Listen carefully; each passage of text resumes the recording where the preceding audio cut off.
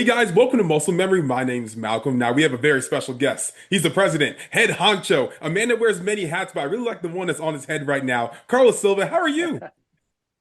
How you doing, Malcolm? Great to see you. It's great seeing you. I mean, there's so much going on with TNA wrestling that I really want to get into and talk about. Now, I've been to a few of the shows recently. I want to go to some more shows coming up very soon. Slammiversary was amazing. We have Emergence coming up in Baltimore, Maryland. As someone from the DMV, I gotta go there. You have Bound for Glory coming up in Lowell, Massachusetts. I'm willing to make that drive. I gotta be there. For people that aren't watching TNA right now, or maybe want to get back into watching the company, why should they be coming out to these events or watching the show? You kind of did the intro for me, Malcolm. I mean, there's a lot of energy. That big smile that you've got, I feel, is exactly what's happening in all the arenas, and it's why I'm smiling so much. There's great energy. We saw it at Slammiversary. We see it at every stop. There's a different feeling, and it seems like that feeling keeps growing every week, every few weeks as we do this. Of course, our pay-per-views are like any business, are your tentpole events every year. Slammiversary was amazing. We set new records there. And now with Bound for Glory, setting a record with pre-sales in the first 48 hours has really been kind of unheard of in TNA in the last 5 or 8 years. And it just feels like there's a lot of great energy from the fans, and that's what's driving everything. Absolutely. Now, there's a big match coming up for Bound for Glory. It was just announced last night. I was in the arena when the Hardy Boys showed up at SummerSlam, and then obviously they showed that they're TNA World Tag Team Champions. I was actually on the same floor as them, getting lemonade. Turn around, there's Jeff Hardy in front of me. I was very surprised to see him there. Going into this match, there's one last time match for the Hardy Boys and Team 3D. What was the thought process around greenlighting this kind of match? Because obviously this has a lot of history behind it. Yeah, I think it's just that. I mean, we Slammiversary was so great. There were so many great things happening there. But like with all of these nights, you always need a little something. And that was the little something, the little bit of flavor that got added to the match. And it's going to be exciting. It's exactly what they're saying. One more match. I think the fans want to see one more match. I think Bound for Glory is going to be an amazing night. It's going to be an amazing card, and this will just add this kind of legacy, foundational, just sort of historical match to the night that's going to go along with all the great stuff that's happening with all of our belts and all of our champions.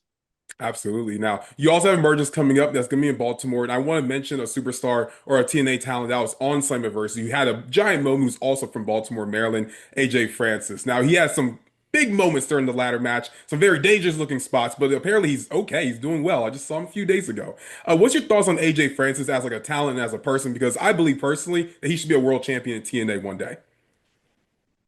Yeah, AJ's got a big personality. He's got a big presence.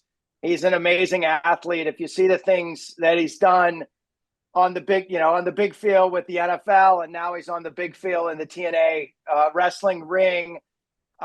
He's great to be around. Like AJ brings it. Again, big smiles, big energy. He's always on, and that's what he showed at Slammiversary. I mean, the stuff that happened during the ladder match was insane, and it's not just for him. It was everyone in the ladder match, and even the big finish with Jeff.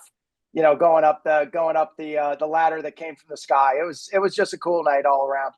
Certainly. And another talent on the show, Mike Santana, he was in the main event, triple threat for the world title. Leaving out the arena that night, there was a lot of fans that were frustrated. They're like, man, that's our guy. He's from this city. We want to see him get the title. What's your thoughts on Mike Santana as a talent, as a person, knowing his story and his projection of becoming world champion, maybe even that Bound for Glory?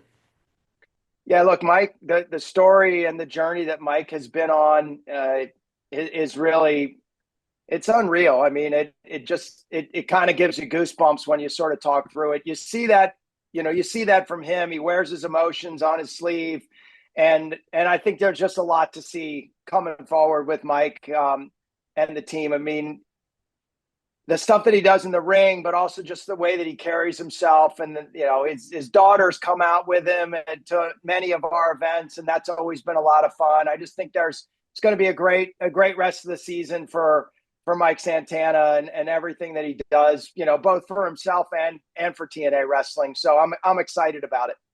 I've been watching the previews for the Fade to Black series that TNA's been producing, and it looks so good and so well put together. For people that don't know what this series is, could you explain to them what Fade to Black is? Yeah, so we've got an amazing team down in Tennessee that does a lot of our daily and weekly and everything about TNA and makes it happen. And Eric Tompkins, who leads that team for us, came to me and he said, "I really want to do a little bit of a behind the scenes retrospective on what's going to happen at Slammiversary." We talked through it. I've always been a big fan of, as I like to say, giving people credentials.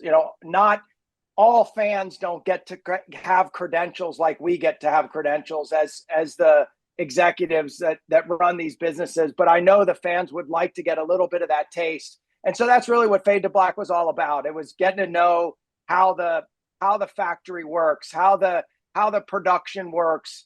What do the athletes do to get ready? What are the emotions like before, during, after? And I think the team with Eric and the team, they did an amazing job. It's a great watch. The quick teaser is amazing, and then if you watch the 30-minute show, it's on TNA Plus right now. I haven't heard from anyone that's watched it doesn't say that was a great watch, and there's gonna be more to come. We're gonna be doing more and more of these. This was really kind of the kickoff pilot, and I think the pilot was amazing. And so we're gonna green light it, and we're gonna keep doing them. Talk to me about your time since joining TNA, because since you joined, there was the biggest Slammiversary, in North American history and whatnot. Like, what was your thoughts coming into the company as far as like how do we make this company that's already a success into a bigger success and grow the company further? Yeah, for me not being a longtime wrestling guy, and people remind me of that all the time. It didn't take me long to sort of see the foundational talent and the history that TNA brings. I mean, it's been around for 23 years. It's not easy. I've run a lot of sports and entertainment organizations. It's not easy to stay around for 23 years, let alone be successful. So I knew there was a great foundation. There was a great group of people. We had to make a few tweaks and changes, like anything. I hope I brought a little bit of my flavor to the team. I think it's helped, and we've just been setting our goals every 30, 60, and 90 days, and we continue to hit them. Slammiversary was sort of our big goal as I had joined at the beginning of the year, and now our next big goal will be Bound for Glory. Continue to sign great athletes to be part of the team, and great staff members that I tell you, I've led a lot of teams. The teammates that we have here care so much about the product and what the fans get that it's starting to show, and I think it makes a big difference. Certainly. And there's a lot of rumors going along about the TNA having a TV deal and whatnot. Obviously, I'm not going to ask you exactly who it's going to be or anything like that. When can we like expect a possible announcement about a TV deal? I think we're going to probably have to get through August. If most people know, August is a quiet month in the media business side of it, and so I think it is going to be a little quiet here in August. And then I'm hoping that as we get through September and October, we'll put a deal together. Absolutely. Two more questions for you. TNA seemed to have a partnership with Fourth Rope, seeing some of their stars coming into the company as well. Zilla Fatu, Enzo Amore, or Real One, and Joshua Bishop. Are you guys going to continue that partnership with TNA and Fourth Rope? Yeah, absolutely. It's been great so far. They're great to work with. It was great having them at Slammiversary. It was great to have West Side Gun, Smoke Dizza, Prime. We're all there. We had a lot of fun. They were in front. They were in the front row cheering and having a great old time. And I think we're going to continue to do it. We've got a West Side Gun Day happening in Buffalo on August 28th, which is going to be exciting. And we're going to support them. And many of our TNA wrestlers will be there too. So we're going to keep doing what we think is great, which is working with partners that are not only fun to work with, but also elevate each other's brands. The same, sort of in the same way that we've done with WWE and NXT, but now we're doing it with a newer promotion in Fourth Row. Absolutely. Now, final question for you. TNA's obviously been around for many years, 20 plus years. In your opinion, what is your favorite TNA match? Hmm. Kind of a maybe kind of an unfair question because for me, I don't always just look back, but I kind of like to keep breaking records.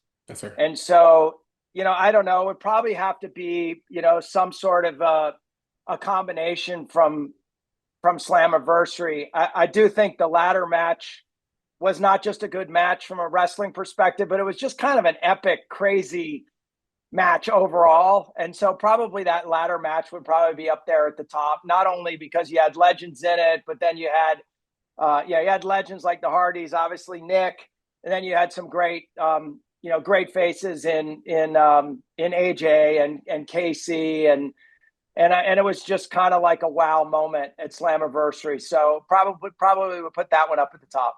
That's totally fair. I mean, it was a fantastic match. Now, obviously, I know you have a lot of interviews you have to get to. You have a full day on your schedule, so I'm gonna let you go ahead and do that. Thank you so much for your time, Carlos. I really appreciate it. If people aren't watching TNA right now, could you tell us where they can watch TNA? So you can watch TNA every Thursday night on Access TV. You can also watch TNA on the TNA Plus app, and then of course our YouTube channel as well. And so if you're in Canada, you can watch on Sportsnet, and if you're down in Mexico and South America, you can watch on Claro. If you're over in India, you can watch on Warner Brothers Discovery. And so, but I'd recommend that if you're in a region that you can't get it, get the TNA Plus app. It's great. It works great. The streaming and the quality of the signal is so high quality, and it's very easy to use. There it is. Thank you so much for your time. I greatly appreciate it. Guys, my name's Malcolm. This is Muscle Memory, and we're out. We going up like 1,000. I'm a flex just like a muscle man Malcolm. We going up like 1,000. I'm a flex just like a muscle man Malcolm. When it just like 1, 2, 3. If you like the channel, this will squeeze. If you like the channel, this will squeeze. If you like the channel, this will squeeze. Hey.